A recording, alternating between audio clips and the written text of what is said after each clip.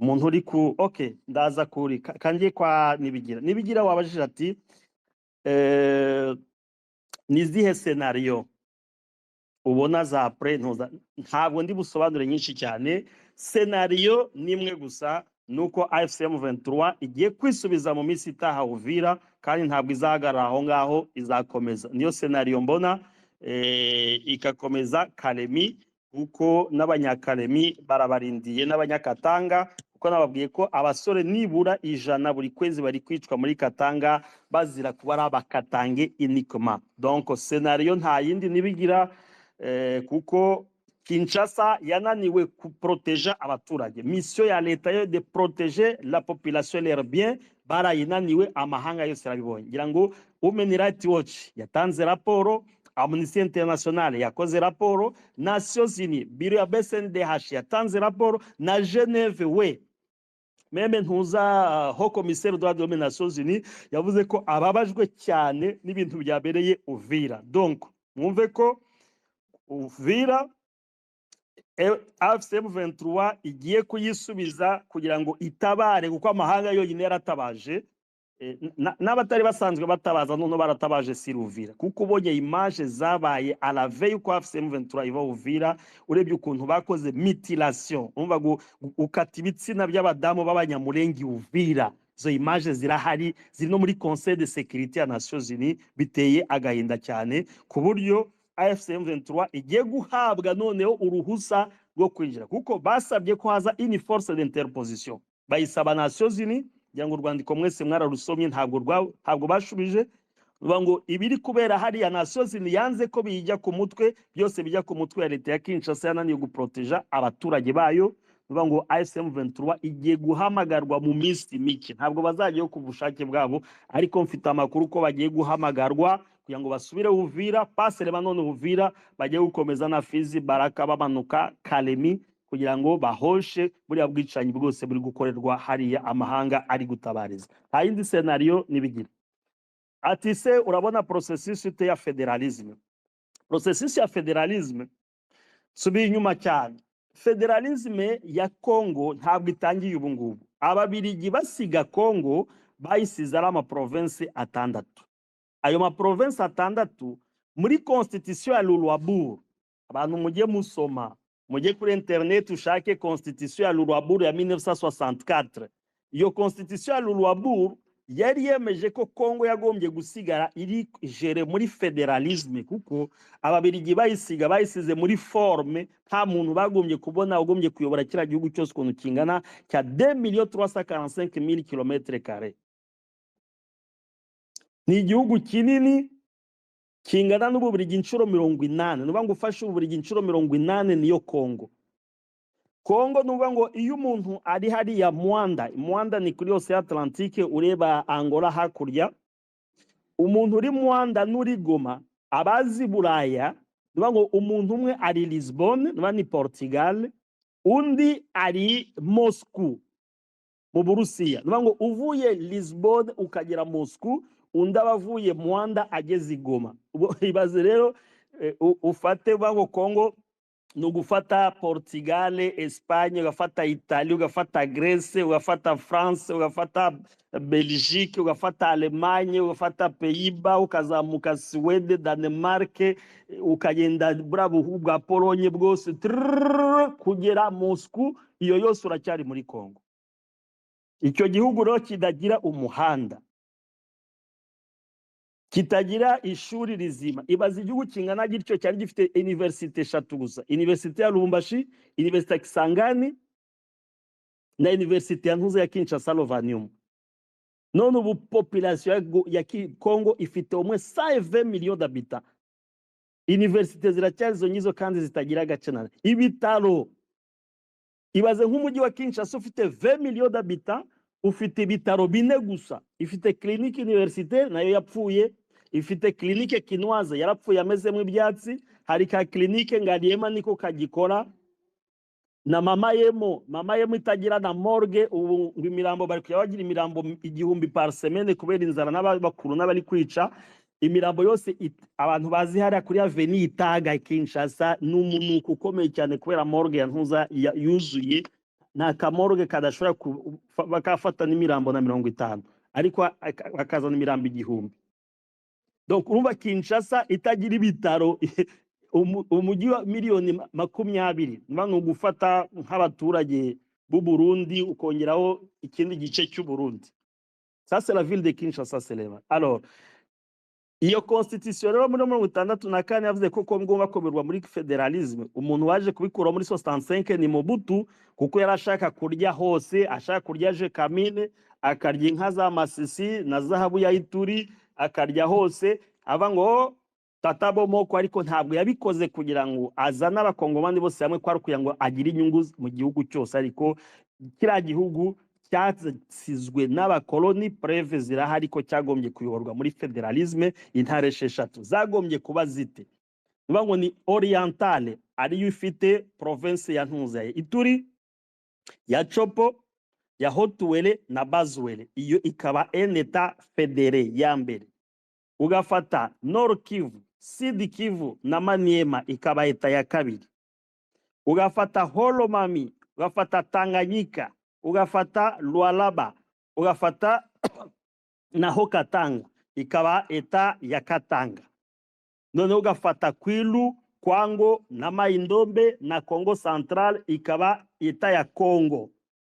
Hanyuma iyo ni ya kane. Ya gatanu ugafata Kasai, Kasai Orientale, Kasai Centrale na Lulua ikaba eta ya Kasai.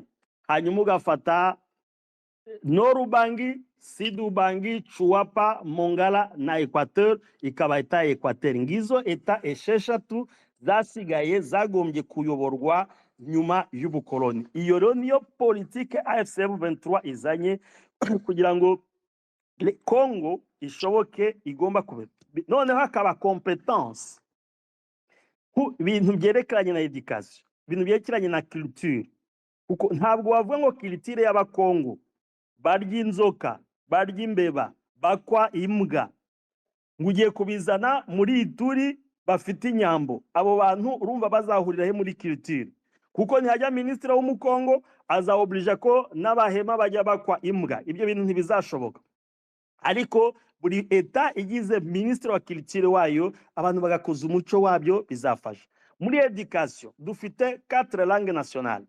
Abana bakiga mu Giswahili muri école maternelle de base, bakaza kwiga indimi z'amahanga nyuma. Uwa Congo Central akiga mu Kikongo, uwa mu eta ya Kasai akiga mu Kikasai, uwa muri Equateur akiga mu Lingala, uwa muri Katanga akiga mu Chirubakati. Nuko nguko abazungu basize babiteguye, ni Mobutu waje kubyica. Iyo ni sije tuzavugaho nyuma, ariko AFC M23 igaruye iyi federalisme kugira ngo bifasha abaturage, nono na ekonomi ya buri province ibe benefique ku baturage, aho kugira ngo bajye bafata ekonomi y'ama province yose bayijyana i Kinshasa ajye kuribwa n'abadepite 500 n'abasenateri 108 n'abaministre 54 n'abagenero 777. Uziko Kongo ifite abagenerale basaga 700. Abo nabari en fonction, tudashize abari muri retraite, dufite abari muri retraite bari kugira hafi mu 2200 ngahe. Nicyo gihugu cya mbere kwisi gifite abagenerale baruta abasirikare. Iyo ni entre parenthèses tsagaruka nje kubabwira ubuzima bwa FARDC pourquoi bahora muri repli stratégique. Obe uzanyibutse iki kiganiro babwira amavu n'amavuko ya repli stratégique ya FARDC yaturutse he kuva mbere y'ubukoloni kugeza uyu munsi. Iyo yari entre parenthèses. Alors iyi politique izafasha ku nzego zose, ngo ministere zose zizasigara kuri national, azasigara ministere enye gusa. Izo ministere azaba ari ministere ya interarmée, ngo force terrestre buri izaba ifite force terrestre yayo, ariko force aérienne Kisangani yasigara ari base aérienne, aérienne, hakaba base aérienne Ntuzi Kinshasa n'indi kaba Lubumbashi, bagahurira muri force aérienne no muri navy force, ariko force terrestre buri eta nka eta ya Kivu ikaba ifite force terrestre yayo iri guhangana n'ibibazo by'umutekano. Kuko ibibazo biri muri Kivu ntabwo ari byo bibazo biri muri Kasai, si byo bibazo biri muri Equateur. Ari mpamvu ubona nka Bemba baye ministre wa défense akumva ko iwabo muri Equateur nta kibazo, akumva ko no muri Kivu nta kibazo, il s'en fout. Voilà. Ngibi rero iyi politique ya federalisme ni processus iri kugenda, kandi batangiye kuyubaka AFC M23. ubu ngubu inzego za inzego z'ibanze ubu ziri gukora hariya ni groupement. Chef de groupement niwe bose kuko niwe uzi abaturage, niwe uzi ibibazo by'abaturage, niwe ushobora guke utanga certificat y'amavuko, uzi kugira ngo bagusabe ukomoka Ijomba bajye kugusaba certificat ngo ya de naissance yo kwishaka Kinshasa à 3000 km. Ibyo bintu byo byatumye Kongo isubira inyuma, ari M23 ije kugira ngo ifashe yegereza ubutegetsi abaturage, kugira ngo da economy y'abaturage ifashe nkuko nari maze kubisubiza. Biri kugenda neza, amakuru dufite nuko iyi decentralisation iri kugenda yubakwa. Ubu Masisi yose yarubatswe, muri Nyiragongo yarubatswe, muri Rucuru yarubatswe, hariya muri Walungu barayubatse, muri Kabare barayubatse, Ijwi barayubatse, muri teritware Mwenga baratangiye kuyubaka, Uvira bari batangiye tayari, naho Bukavu ndagomba mu mujyi ho ibintu ni barabara. Abakunza aba maire de la ville nibo bafite autonomie ya administration, ku buryo umuntu wese ashobora kwira kwa maire de la ville akabonera igisubizo cye kirambye. Uzi kubwira umuntu w'Imasisi ngo najye gushaka passport Kinshasa atari yagira n'Igoma, ariko passport ajya yibonera hari imushaki akayibonera igicange kirorirwe, ça va alléger. Ngibyo ama solution AFC M23 iri kuzana muri cadre processus ya fédéralisme, kandi nta kizabisubiza inyuma. Je me mame à couper moi enregistrer intuza, ndabivuze ko iyi processus nta kizayisubiza iki inyuma, pas question, kuko niyo seule solution ishobora gutuma ko Congo yaba développer, tudashizemo les enjeux géopolitiques, kugira ngo ukureho ari amakontra abashinwa basinyanye na leta ya Kinshasa imyaka 60 renouvelable. Buriya Tshisekedi yasinye 120 ans ya exploitation y'abashinwa, 60 renouvelable, ça fait 120 ans. Kugira ngo biveho bisaba ko haza indi leta nshya iri mu yindi forme politique, hanyuma igasesa ayo masezerano, noneho ya ekonomi y'abaturage ikagarukira abaturage, ikareka kujya kuvamisha abashinwa ngwazu na za peke n'ahandi n'ahandi. Ku byerekeranye na Sauvons le Congo, Sauvons le Congo ni iki? Sauvons le Congo ni mouvement politico, ntabwo ari militaire, yabaye créé i Nairobi n'aba opposant bari radicale kuri regime ya Tshisekedi, kuko Congo ifite aba opposant bo nzego zitatu. Ifite opposition républicaine irimo ba Moïse Katumbi n'abandi bavuga ati no bo bari tayari kuzajya mu matora 2028, okay. Ikagira opposition radicale, iyo opposition radicale yo Sauvons le Congo, ikagira na opposition armée ariyo AFC M23.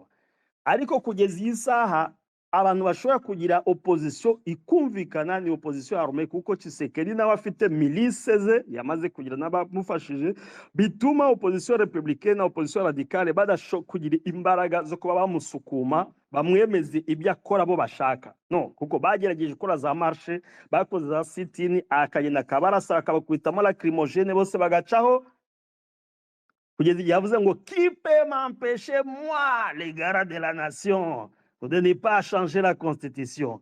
Ntabwo opposition radicale yabishoboye na opposition républicaine yabishoboye, ariko AFC M23 yabishoboye kuko constitutionnel yo kuyihindura bitewe nuko yatinye ko hari AFC M23, yari entre parenthèses. Voilà. Alors, Sauvons le Congo ni Kabila uyihagarikiye, ancien président, nawe bari kumwe muri coalition ya FCC Cash, hanyuma aza kumuhinduka bigera no bamukora tentative 3 zo kumwicisha. Ya mbere yabaye mpuza Namibia, ya kabiri bera Zimbabwe, ya gatatu yabaye mu kindi gihugu si ngombwa ko tukivuga. Ngo Kabila il a échappé à 3 tentatives zo kwicwa na Tshisekedi, kuko atinya ko uko bagiranye amasezerano yo kuvuga ati amuhaye ubutegetsi, ariko yagombye nawe gukora alternance, nawe ubwo atongeye kubikora. Rero akumva ko Kabila azamubera igikwazo kifale kumwelimina kugira ngo ayo masezerano apfe. Alors yabishoboye, nibwo Kabila nawe yagiye mouvement arayishigikiye. Mubona Goma yarahageze, twese twaramubonye, bavuze ati se bahuriye haganaye. Ahantu bahuriye nuko bahuje adversaire umwe, ngo bamwe ariko bakaba ari muri ele politique, abandi bari muri ele. Ariko amakuru mfite nuko bose bagiye kuba umwe, bishobora kuba hagiye kuba icyo bita Conseil National ya Transition.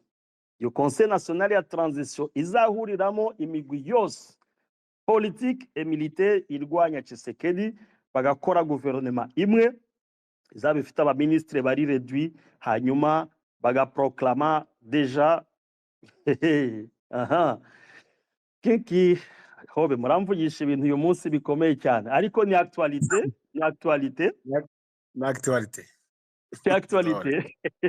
Oui, ni actualité. Hakaba Conseil national ya transition, iyo Conseil national ya transition ikazahuriramo Sovole Congo, niho mpuzari yavuze ashaka ati bahurire hehe, bazahurira aho ngaho, hakazamo AFC, hakazamo M23 twirwaneho n'indi mitwe iyo navuze iri Kisangani, iri Ituri, n'indi iri Kinshasa n'abandi bagiye kuza, hanyuma bafata ubutegetsi bamaze gukuraho regime ya Tshisekedi bagahindura constitution ikemera rero izi si zeta federe, hanyuma abakatange bakajya iwabo muri Katanga, abana Kivu banabakia kwabo Kivu, Bakasayi banabakia kwabo Kasai, Bangala banabakia kwabo Bangala, aba orientale nabo bagasigara iwabo muri orientale, bagahurira muri 4 ministères gusa, yani navuze interarmée, bagahurira ku ifaranga, bagahurira kuri grand travaux. Bani grand travaux ahantu ama-autoroute n'amasheme de fer azajya akorwa ahuza izo ntara, ibyo bazaba bisangiye. Ariko ibyerekeranye na travaux publics, buri eta ikazaba ifite imihanda yayo,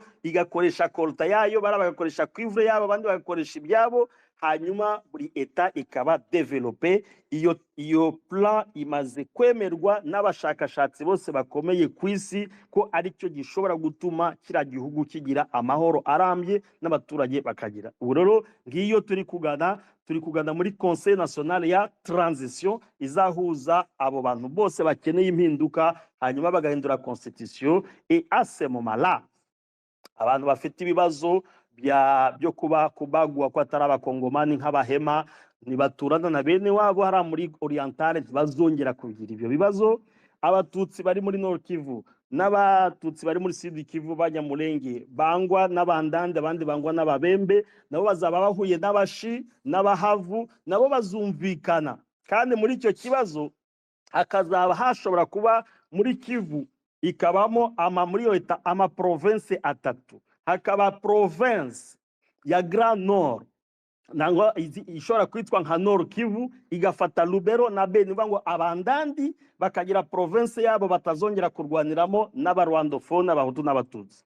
Hanyuma hakaba Kivu Central, iyo Kivu Central igafata Masisi, Ruchuru, Nyiragongo, Kalehe, kuko Kalehe hariyo abarwandofone nabo bahigwa, igafatwa Ijwi, igafata Walungu, Kabare na Uvira. Ase momala Abanyamulenge n'abatutsi bo muri Nord Kivu n'abahutu muri Nord Kivu bagahuzwa comme de rwandofone muri province ishobora kwitwa Kivu Central. Hanyuma hakaza province izafata Mwenga, Shabunda na Fizi, abarega n'ababembe nabo bakagiyo bagahangana iyo komsa, ukabudetashije ababembe uhiga Abanyamulenge, ukabudetashije n'abatutsi mu Nord Kivu kugira ngo bahigwe n'abandandi n'abandandi. Asemara bakaba muri Kivu Central. Icyo kikaba cyakemura ikibazo cya probleme ya identité, kikaba gikemutse burundu, asigaye amataka byara amavuta. Ngiyi processus iri kwigwaho n'abahanga ku rwego rukomeye, yashobora gukemura ibibazo bya crise identitaire, yakemura ibibazo bya leadership yo guhanganira guhindura ubutegetsi Kinshasa. Buri bantu niba bangana bagiyeho natwe reka tujeho, bizaba birangiye ku buryo abantu bazajya basaranganya ubutegetsi muri zo eta federe nshya, akaryo byazana amahoro ku rwego rwa politique, rwa sécurité no ku rwego rwa crise identitaire. Voilà, tugiye wabaje ikibazo cya coopération Burundi na Kinshasa. Wabivuze koko ni uburenganzira bw'igihugu gushaka support iyo ntuza, ariko muri cadre y'iyi conflit utabaza ibihugu igihe habonetse ko hari ibindi bihugu byateye. Ni naho abapolitisi bari kuvuga ngo l'occupation ikorwa n'ikindi gihugu, aho uburi kuniya ko hari presence ya AFC M23 ifitanye amasezerano noneho na leta ya Kinshasa, none yasinyanye n'aba étranger, isinyanya nabo nk'abande, niba isinyanye nabo nk'abadi Congolais, c'est une crise congolo-congolais. Icyo gihe Burundi bwinjiyemo ni violation des droits internationaux, ko bivuze ku makuru mfite. Hari abantu bazi ngo intambara ntizarangira, igiye kurangira muri foroma mbabwiye. Uburundi niba ntuza nyumva chef d'état major prime mon général Mon General Prime wize amashuri akomeye cyane, ariko kuba mwaraguye mu mutego wo kujya gukora blokisi muri ho plateau ya Minembwe, kira kintu ejo nejo bundi hari amaserire afunguwe lahe azajyamo de généraux burundais y compris des politiciens. Ibi bintu mu byandike. Sinzi geopolitique mwize, sinzi gisirikare mwize, niba mwarakurikiye amafaranga ya Kinshasa muzabaza abantu bagiye muri maserire intuza. Bemba ajya gukora amanyanga ye muri Central Africa. Bemba yamaze imyaka 10 ningahe lahe, ntabwo yazize ibibazo bya Kongo, yazize kubera yagiye akora amarorerwa hari abangwi bagiye gufasha Ange Felix Patasse. Bemba il en a payé très cher. Mbisubiyemo ko General Prime n'ingabo zawe ba officier ba maliste yose tarazwi, bira bintu mutabivuyemo, ejo vous allez vous retrouver dans les cellules à la haie. Ibi ndabivuze nk'umushakashatsi ko mbifitiye amakuru afatika cyane. Uburundi bwagiye mu kibazo, bwaje muri EAC, bagombye gusigara muri yo forma, ariko kumva ko mukeneye amafaranga cyane ngo $5,000 kwishura buri musirikare mukayarya, muzajya kuyishura n'abana banyu muzayishura lahe. Ibi ngibi mu byandikiye, c'est une erreur monumentale. Ntabwo mwakarikiye mumenye geopolitique y'akarere ukuntu iri kugenda, kuko intambara 1 de 4 matigiye kurangira. Abakongomani bagira amahoro, constitution hinduke, habe des états fédérés. J'imagine ukuntu Burundi buzabana na état fédéré ya Kivu n'ibyabaye hariya, ça sera une catastrophe naturelle ikomeye cyane. Donc génocide iri korwa muri ho plateau, degré de force, les forces burundaises politique militaire bazayizira, kuko justice tôt ou tard igiye kuzabikurikirana muri idéologie génocidaire yabaze, kuko intervention yabo muri ho plateau nta kindi barabesha ko bakurikirayo Red Tabara. Ok, twemere Red Tabara wi irahari, c'est mouvement politico militaire burundais nayo iri guhangana. None abanyamurenge bari kwicwa bahuriye hehe na Red Tabara? Il y a 2 mamans qui ont été tuées, les images zirahari. Biriya bazahakana bate ko atari idéologie génocidaire yamaze gufata Burundi ije gukora épiration no gukora des cas de concentration contre abatutsi? Abadede mwange mukunde iki kintu muzakibazwa, ntabwo ari oxygene ngo top kibiza kibabaza, ariko ngiye nk'umushakashatsi nabaye ati mushatse mwabivamo hakiri kare, ibyo mwakoze birahagije. Mais demain ou après demain lahe amaserire arahari arafunguwe, il y a des généraux et des politiciens qui vont se retrouver là-bas muri kuburana amapingu ku maboko, tubareba kuri televiziyo tuzaba twisekera twebwe gusa, kandi mwaragize igihe cyo kuba mwarabiretse. Nibigira ngwiyo amakuru mfite na analyse kuri coopération y'u Burundi na Kinshasa.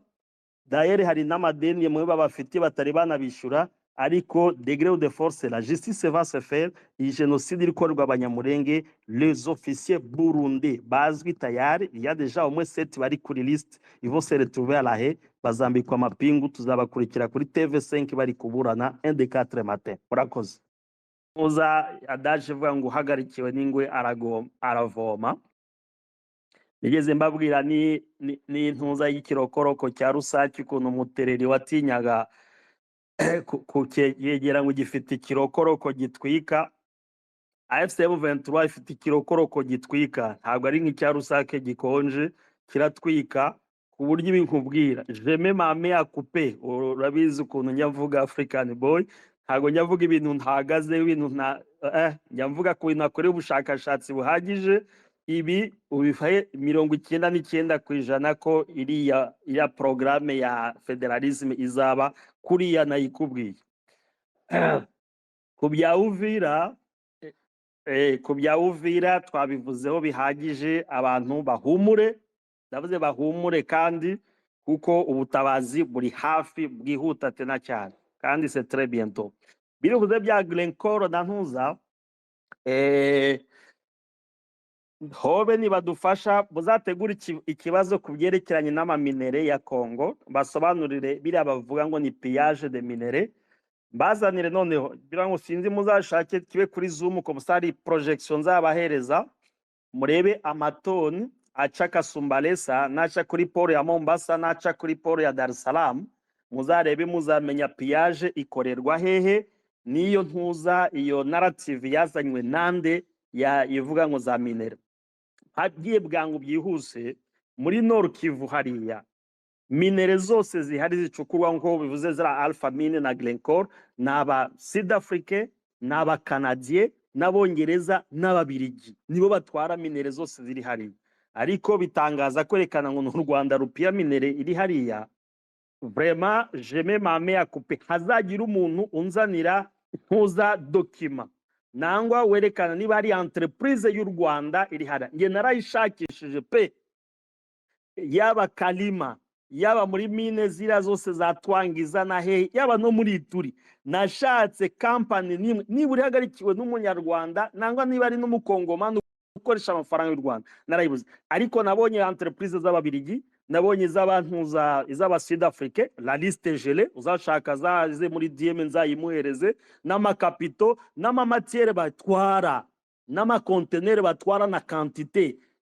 kuko ntuza zirahari uzajya hara kuri port ya Dar es Salaam na port ya Mombasa birahari entreprise z'abashinwa n'abashinwa bahari n'aba Sud Afrique n'aba Canadien n'abongereza n'ababirigi niyo nabonye muri Nord Kivu batwara de minere ala iyo ngiyo nangwa muzanshakira umuntu uvuga koko birati comme ça tuzagira un débat scientifique nzane de preuve zanjye nize kuko niba dukomeje gukoresha ibintu bya propaganda ntabwo nkatwe jeunesse Raziska Hobe tuzakemura ibibazo bya hariya natwe tuzagwa muri ntuza imitego aba propagandiste bakuyemo bikazana amahano yaje ya genocide yabaye mu karere kacu non nous devons être au milieu de village tugatanga makuru atarimo propagande y'ukuri uza iyo societe y'u Rwanda ipia Masisi Urucuru hehe Kale kuki minere ziri Katanga niho hari 80% ya cobalt yisi ko nta ntambara iriyo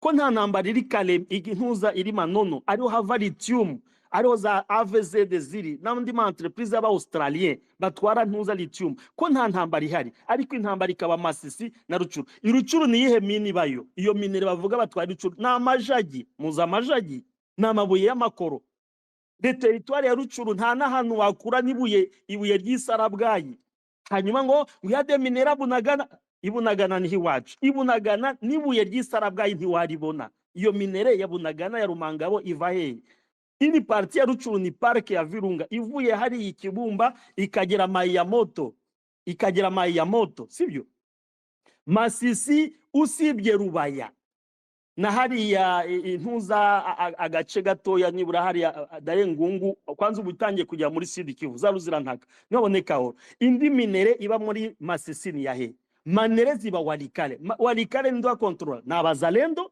ni FARDC n'aba Sud Afrique alo u Rwanda rutwara minere zituruka agana he iki kiganiro hobe muzagitegure comme ça tugitegure bihagije noneho yo ntabwo ari ntuza ni scientifique les entreprises les capitaux naho minere zica n'abazitwara nibyo bazikoresha n'amafoto je vais vous montrer tout ça tuve muri yo narrative abantu bumve politique yindi y'akarere ukuntu imeze ibi rero Alpha nani African boy ayo makuru nayukuri izi ntuza ahubwo unjanye muri tebe twateguye ariko kanze mbivuge iyo 1% niba verse muri caisse ya leta normalement iba 10% 9% iba verse mu makonte privé ya président de la République ni 1% ijya muri caisse ya leta ba dispatching aho nzabereka ukuntu kuri DGDA Lex Ofida ukuntu yigabanya mu ma service atandukanye ni 1% que l'État gagne seulement. Discours ya Prévost narikurikiye ku batazi Prévost ni ministre ni vice premier ministre akaba na ministre w'ububanyi n'amahanga wa leta y'Ububirigi. Ntabwo ari banga leta y'Ububirigi ishigikiye leta ya Kinshasa na leta ya Bujumbura muri cadre yo kubafasha guhangana na leta ya AFCM 23. Ngira ngo hari n'ibikoresho byinshi byabonetse kuri tele byerekana ko byaturutse kuri leta y'Ububirigi. Nibigira ndagusuhuje inshuti n'abandi murakoze kuba muri aha ngaha. Alors Prévost rero ku batamuzi aba mu cyama cyitwa Les Engagés Les Engagés ni icyama kiri muri coalition muri leta y'Ububiligi hamwe na MR. Alors Les Engagés ni icyama cyari gito cyane kugira ngo kigere rero ku butegetsi. Babonye support ya Tshisekedi, niwe wafinanshije abadepite bose ba Les Engagés, yabishyuriye amafaranga na kampanye yabo, bituma rero Les Engagés babonera poste ya vice premier ministre, ministre des affaires étrangères, bona n'abadepite n'abasenateri bari abitwa ba Lydia Mutebele ba kompanyi ise wa ntuza wa kompanyi ntuza nani coach wa equipe ya Anderlecht yo mu Bubiligi, bari bose n'abakongomani b'abaluba. Donc muri parlement y'Ububiligi harimo abaluba bagira nko ku 8, kugira ngo liste abayikeneye ndaza nayibasharinga kuko irahari twabara bari sanshije. Harimo abadepite basaga 8, abasenateri nabo basaga nka 6. Donc hari ini 30 y'abaluba ubungubu bari muri leta y'Ububiligi. Alors abo bose rero kubera babaye finance na leta ya Kinshasa kugira ngo batsinde amatora, urumva ko bari redevable. Iyo umva prevavuga ntabwo avuga nka leta y'Ububiligi d'abord, avuga d'abord comme individu wabonye support ya leta ya Kinshasa. Niyo mpamvu ubona cyane avuga nk'umukombata. Igihe avuga ngo umudamu umwe ngo abadamu ngo baviole ngo tous les 4 minutes, ukibaza uwo mugabo umubajije iyo raporo y'iyo enquête yakozwe ukamuha ati yizane hano yayikora. Donc aho yavuze nk'umukombata wa limite, nye niko nabivuze. Hari n'umudiplomate nabibwiye ati comment un vice premier ministre il peut parler vraiment comme un combattant de la 10e era limite. Kuki yavuga nk'umukombata muri limite? Biragoye cyane, ngira ngo hano hari abascientifique n'abacriminologue nk'aba nibigira, wumva ngo ushobora gusobanura ko ngo muri minota 4 ngo umugore umwe ababaye violé. Ngira ngo abantu bose mumaze kugera Igoma buriya uriya mujyi urimo viole koko, harimo abarebere, harimo abakriminele baviola umugore umwe chaque 4 minutes. I Bukavu ukuntu hatuje, ahantu hari viole par contre na ahantu hari muri territoire contrôlé par l'État. Ko maze kubabwira ari ama village yose yo mu Minembwe yabaye ariko ayo massacre niho viole ziri gukorwa. Abari kuzikora ni bande? N'abazalendo avec les FARDC soutenus par Kinshasa.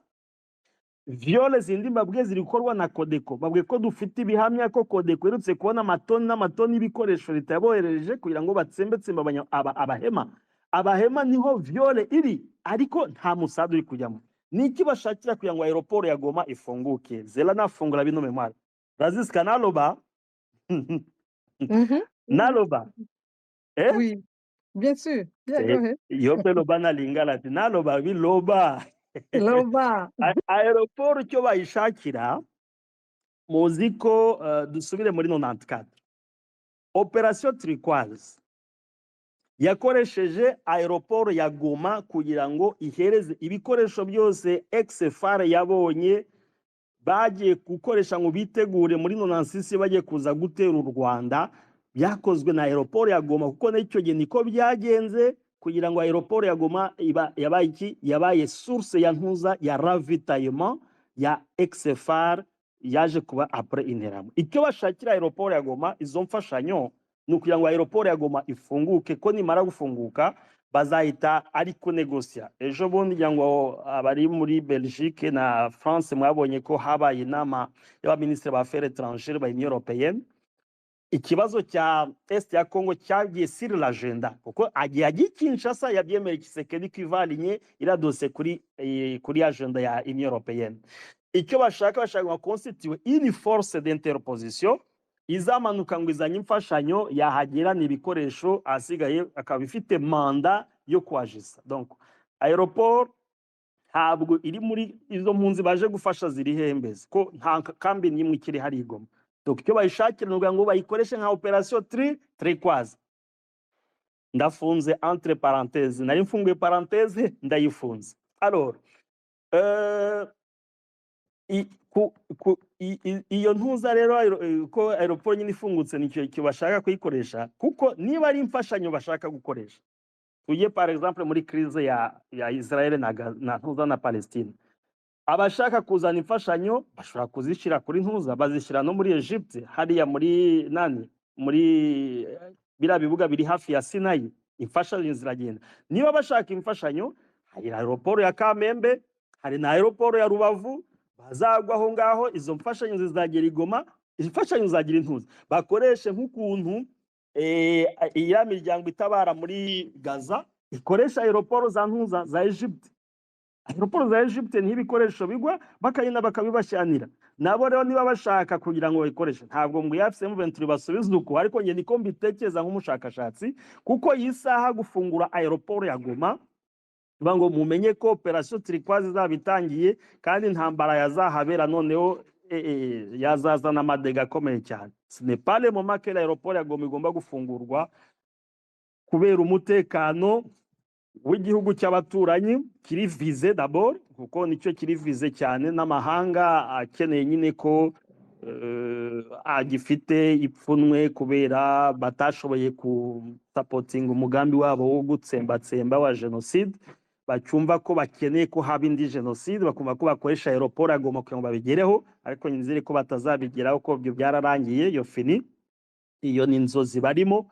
Ariko aeroport ya Goma icyo bayishakira nicyo bayikorero operation Turquoise. Donc niyo mpamvu bavuga rero ngo hari za viole nyine baje gufasha abagore baba viole, baje gufasha bari Ituri, baje gufasha bari Minembwe bari kuba viole, baje gufasha babani nababwiye ADF nari kwica hariya muri Beni na Lubero. Hana communiqué Ubelgiji bwigeze bukora, yaba Ubufaransa yaba Union Européenne, ariko bo bakeneye gusa ngo ni aeroport ya Goma, mwamaze kubyumva ibyo bayikeneyeho. Abo badamu rero baba viole ntabo Raziska, abo yisaha nkubwira Goma ni umujyi utuje, ngira ngo muri Congo si ya une ville vraiment ifite amahoro, isaha ni Goma. Témoignage ntabwo ari propagande, ubishaka wese najya Goma, na visa barayigabanije, urumva. Nta trakaseri zikiba ku mupaka, nta trakaseri ziri mu mujyi, nta bujura buri mu mujyi wa Goma. Mugende mu verifiye namwe mumbwire ati mwabonye abagore bari kuba viole, ahubwo amakwe ubu ngubu bari kuba i Goma. Statistique dufite, hari kuvaho AFC M23 igiye hariya hamaze gushingirwa amakouple 3,000. Iyo ni record itari yakabayeho kuvaho leta yari hariya. 3000 mariage zimaze kuba celebre i Goma. Hari n'abamafamiye babana kera bari barabuze ukuntu bashingirwa, ubu ngubu AFC M23 yaliberalije ibintu bya mariage. Hari 3000 mariage, ni record imaze gukorwa na mairie ya Goma itarigeze iba kuva leta ya Kinshasa iri hari. Donc urumva ko ni propagande muri cadre yo gusebya, ariko abo bagore bari viole i Goma ntabo, ni Bukavu ntabo, ahubwo bari kuba viole muri territoire ni Kinshasa, ni Lubumbashi, ni Kisangani, ni Zaituri, aho leta ya Kinshasa iri.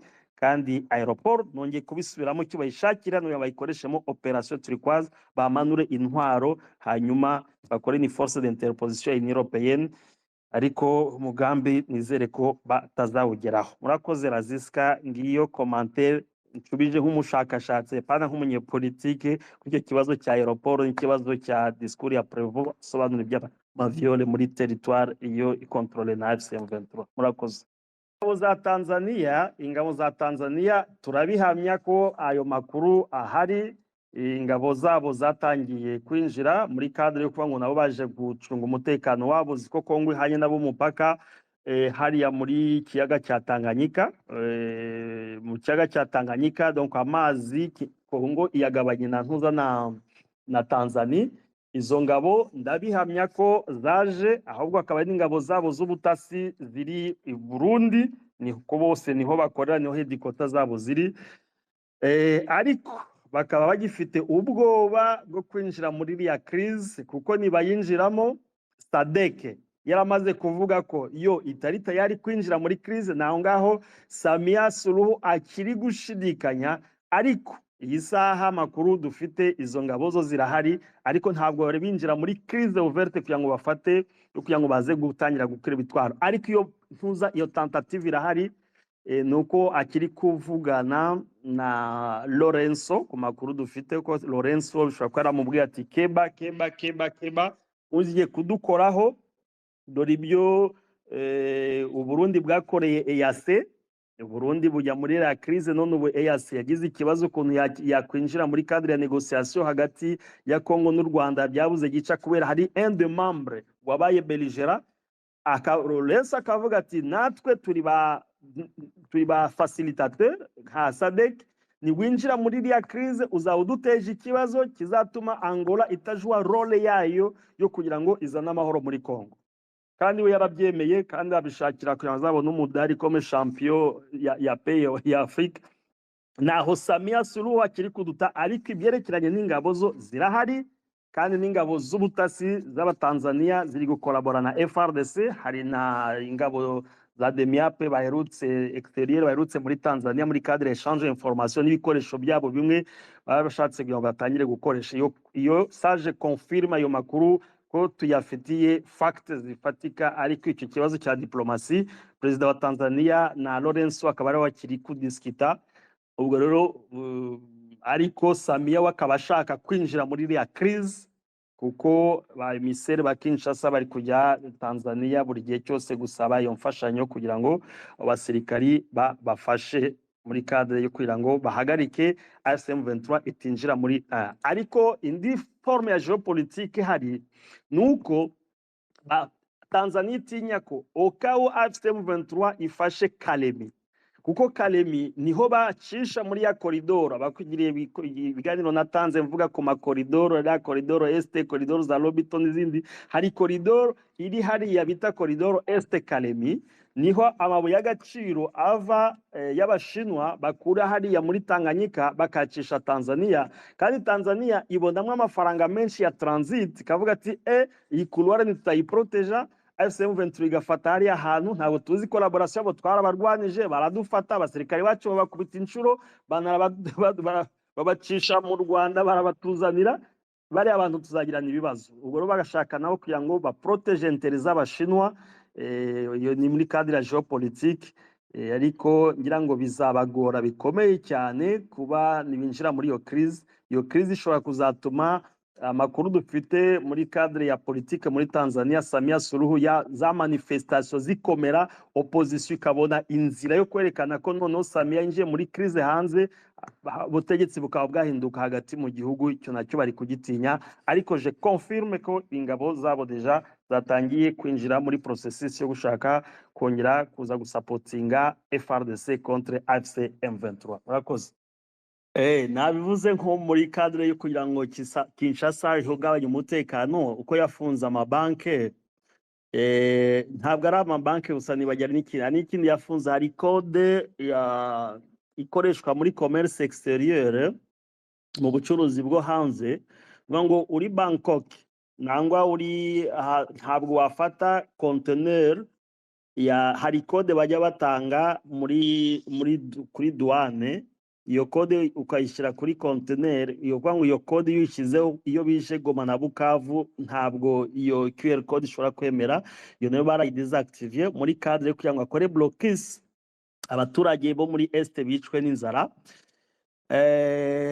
Alors afunga banki, afunga iyo code y'ubucuruzi. Ubu n'iminara barayifunze, ariko ngira ngo mu minsi mike ikibazo cy'iminara cyo kizaba cyabonye igisubizo, tudatanze detail nyinshi, ariko mu makuru dufite ko hari igisubizo. Hari umuti wavuguswe kugira ngo abaturage bongere babone connection bihagije, kandi mu minsi mike igisubizo kiraba cyabonetse. Ku byerekeranye na Kisangani,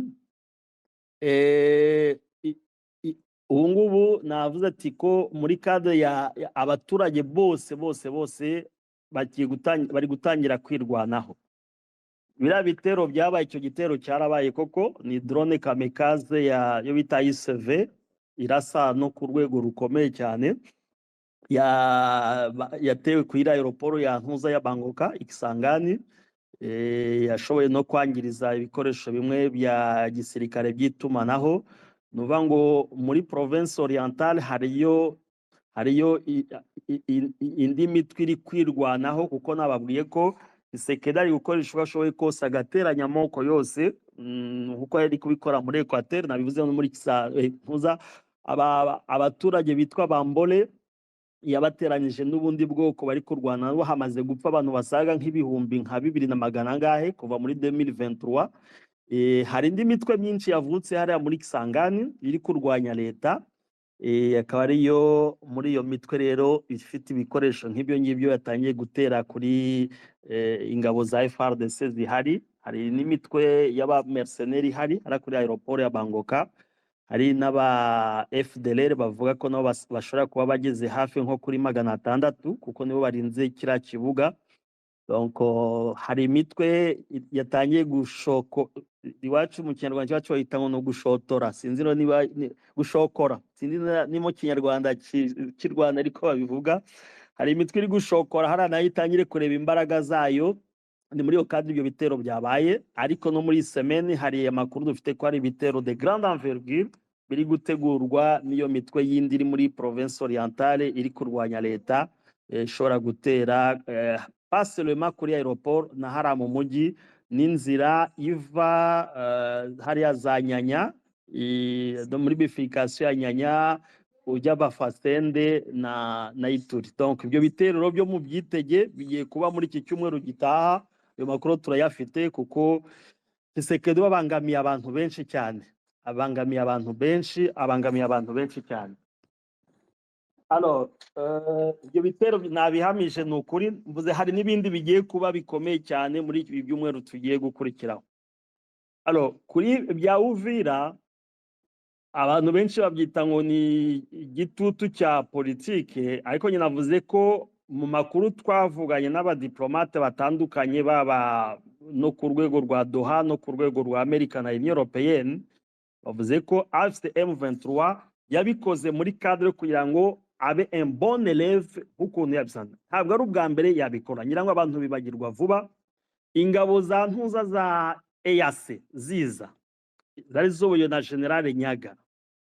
M23 yatanze ibirindiro byinshi cyane kurusha Uvira. Ngira ngo mwari muzi ko yatanze Kibumba, itanga ikigo cya Rumangabo, itanga Kunturo, itanga Gicanga, itanga Mweso.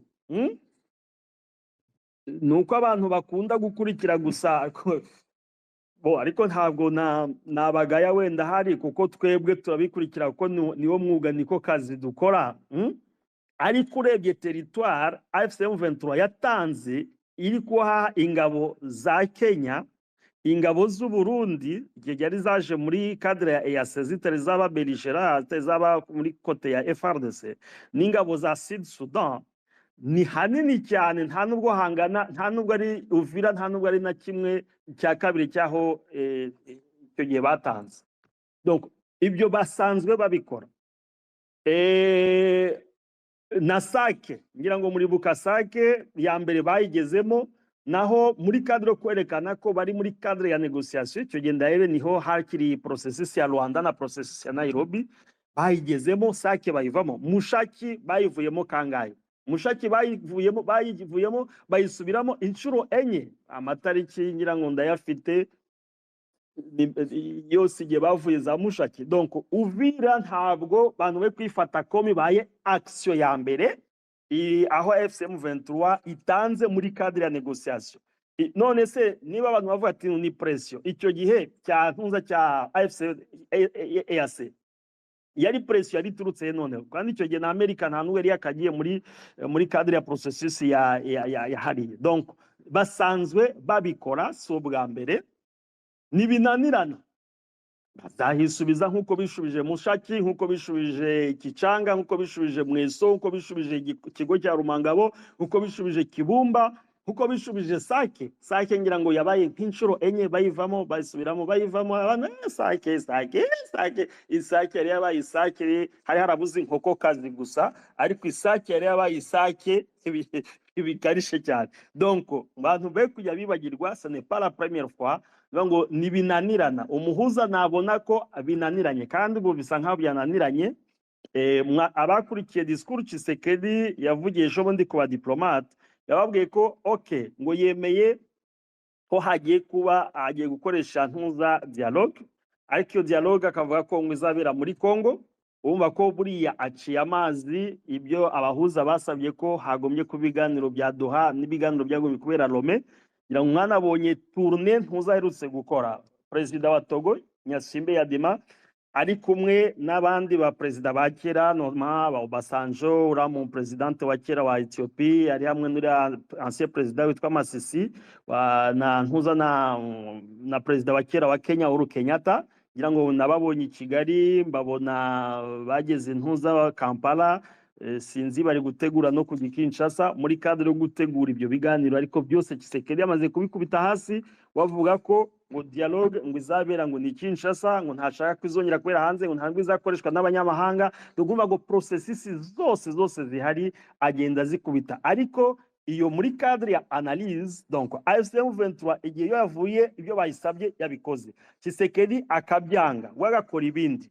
Urubani muri cadre donc AFC M23 bavuga ko ku manota ubu bafite 8 kuri diplomasi ku 10, Tshisekedi akaba ari mu manota 2 par rapport y'ibyo bamusabye. Donc ku rugamba rwa diplomasi AFC M23 ni kimenyetso gusiga Uvira ko iri muri cadre yo kwemera ibyo abahuza bari gutanga. Donc iyo nubwo nyuma yaho hari dega zabaye, ariko ziriya dega ntabwo zibarwa icyo gihe kuri AFC M23.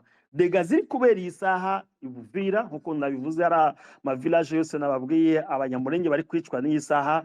Biriya bintu byanze bikunze Tshisekedi azabizira, ahubwo kamba hano makuru igisaha tuvugana hari message mbonye muri system ya hano runaka ivuga ko deja procureur wa CPI agiye kohereza deja aba expert gukora enquête sur Uvira. Okay, iyo saha rero urumva ko Kinshasa igiye kuya dans la merde, igiye kuya muri merde zikomeye cyane, ku buryo aba officier bose buriya bakoze amarorerwa kuko amazina yabo arazwi. Tutavuze bariya babazalendo nk'aba Makanaki, bantuza ba René na ba Yakutumba, plus les officiers FRDC b'umutekano bo butasi bari bahari bagiye baleva abantu bose barazwi, y compris le président de la République. Ejo n'ejo bundi mu gitondo ushaka kumva bakubiswe manda. Biriya rero kuri diplomasi ça compte beaucoup, kandi ubu nta gihugu na kimwe gikomeye kiyubashe gishobora gutanga support ku gihugu gikora ubwicanyi nka buriya. Donc muri cadre diplomatique M23 ifite imbaraga kuba yararetse Uvira, Kinshasa ikaba iri mu mazi abira kuko itashoboye kugera iriya situation. Alors amasezerano yabaye sinye Doha ni continuité ya yambanziriza mushinga yasinywe. Navuga ko ntabwo ari gishya kindi kije, ahubwo ni continuité y'ibyagombye kugenda basinya kugeza aho bagombye gusinyana mécanisme ya suivi yo kureba ibira bya cessez-le-feu. Ntabwo bari bayigeraho 100%, ariko mu byo basinye nta gishya kirimo, ni ibisanzwe muri ya processus bakirimo muri gukompleta ya masezerano yambanziza mushinga basinye mu kwezi kwa je me trompe pas kuva ni bari muri juin, bari ntibeshe ni bari kuva muri juin y'umwaka ushize, kuko niho amasezerano amwe yatangiye kubasinye kugeza mu kwezi kwa 10. Voilà, ni suite hari, nta gishya gihari, nta ni continuité hari.